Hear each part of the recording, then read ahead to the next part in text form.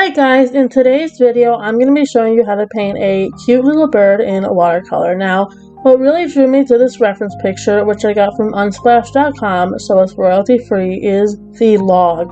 The bird is very cute, but I really loved the moss on the log, so I thought I would paint it. Now, I have my watercolors out and I am doing something a little different. As I mentioned in my last video, I have these I bought like a bunch of these plastic palettes from dickblick.com. I know that the YouTuber Maria Brzezinska, I don't know if I'm pronouncing her name right.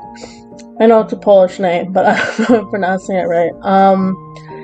She uses these, and usually I work out of like a palette with dried paint in them, but I just thought I'd give it a go. I kind of got carried away and I bought 8 of them, and so I really want to like it. I don't dislike it, it's just very different. So I'm going to keep going, I'm going to keep at it for a little while, and hopefully I will grow to kind of, maybe not prefer it, but like it just as much as I like my dried paint in my other palette, and then I can just kind of switch back and forth whenever I choose. Anyway, so you can see I'm wetting the paper, and I wet the background except for the log, but also I wet like inside the bird a little bit, because what I want to happen is I want some of that paint to kind of bleed into the bird, and you'll see it creates like this effect that I really like.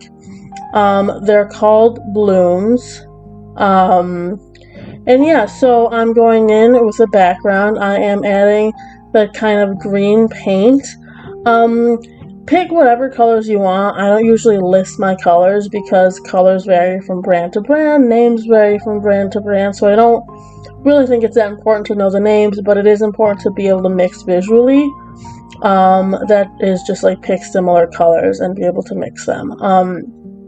So I'm doing wet on wet now, which is where we'll wet the paper first, and then you go on with a wet brush, and that is why the paint is spreading. Now keep in mind that different brands of paint spread differently, and so do different pigments. So the brand I'm using right now is Holbein. They don't spread quite as much as a brand like Schminko or Sennelier, because they have, those two brands have more dispersal agents in their paints, whereas Holbein doesn't have those. But it doesn't matter. Like, if you can paint with one kind of watercolor, you can paint with any. So I'm just going in and I'm doing wet on dry, but you can see, like, inside the bird, but you can kind of see that some of that paint that I'm putting in inside the bird is bleeding out, because I wet some of the inside of the bird and the outside of the background, and some places that paint meets, that water meets. And this will create, at the end, like blooms, which is like I need to research like exactly how they're made, because I really want to be able to make a video and explain exactly what they are. But I just really like the effect. It's like this cool texture. Some people say they're like bad or wrong, but they're not.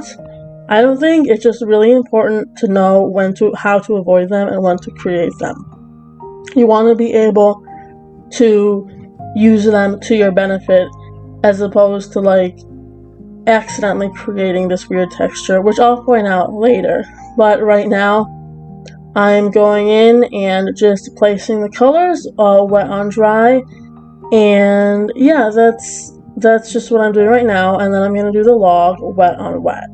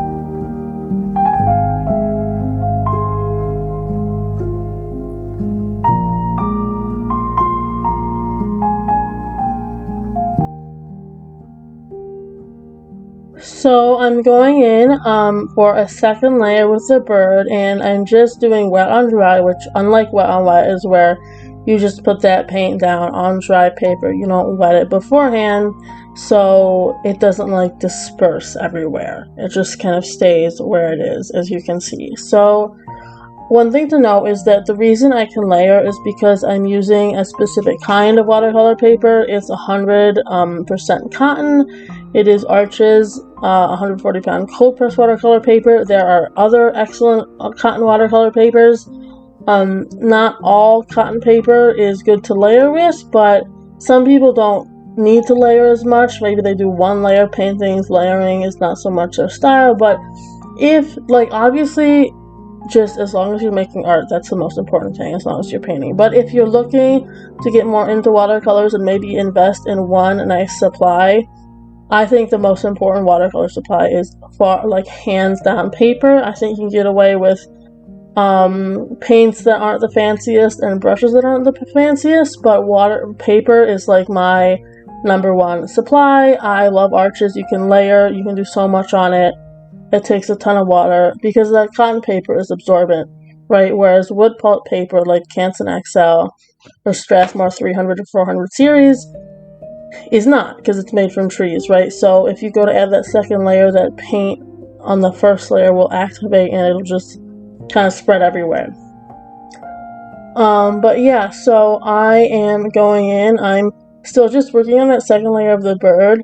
I'm using like reds and oranges, and there's this one brown I've been using a lot lately. It's like a reddish brown. I don't know how to pronounce it, the name of it, with this brand of watercolors, but I love to mix that and cobalt blue. It creates this like really coolish kind of like a muted, dusty purple. And I am not a particularly detailed painter.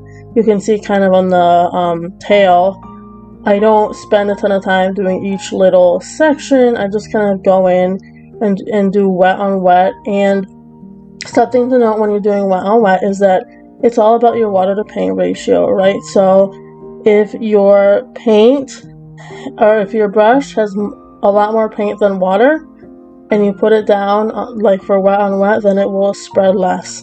Whereas if you have a lot of water and a little paint, it will spread more. And also, when you wet your paper for wet on wet, you don't want there to be puddles, right? Because then your paint will just sit there. You want it to be really like fully wet, but not like dripping. Because that'll be hard to get the result you're looking for if you do that.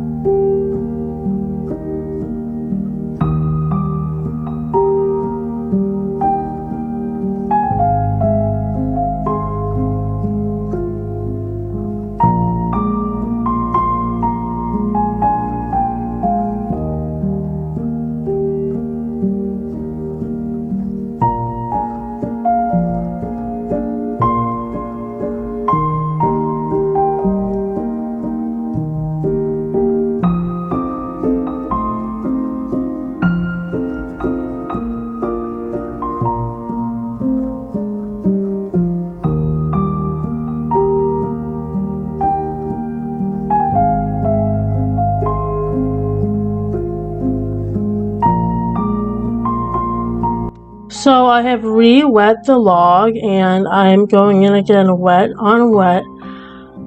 And something you'll see in a minute is that I made it kind of too dark, so I lifted parts of the paint out, or I should say some of the paint out. And you may or may not be able to do that depending on your paper, but also your pigment, your paint, because some pigments and paints are more staining than others. So how I lift is I just go in on an area that's already wet, that's still wet, and I go in with some clean water, put it down on the area like right now that I want to lift, and then clean off my brush, dry it, and almost like scrape it up, like lift that paint up.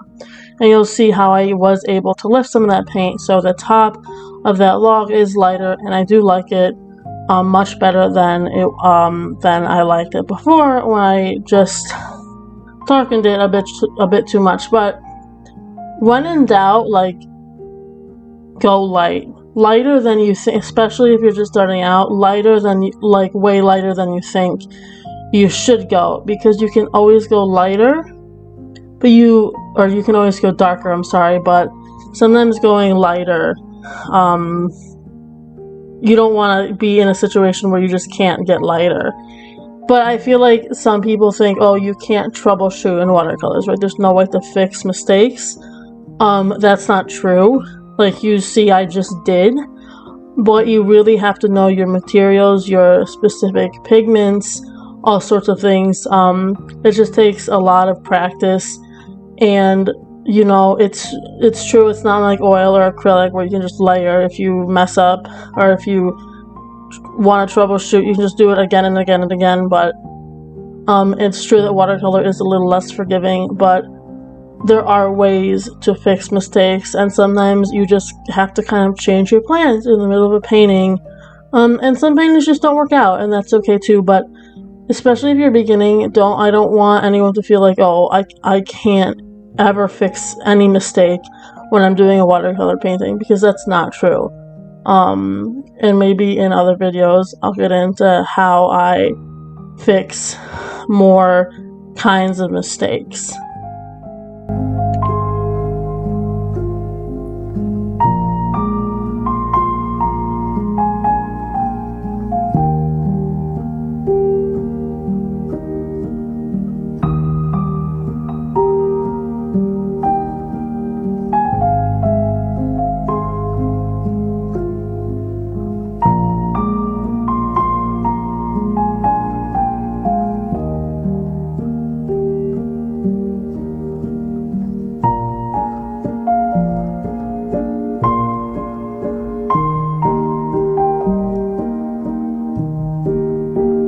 Right now I'm going in with that darkest layer of the bird. I'm really just darkening those values, increasing the contrast.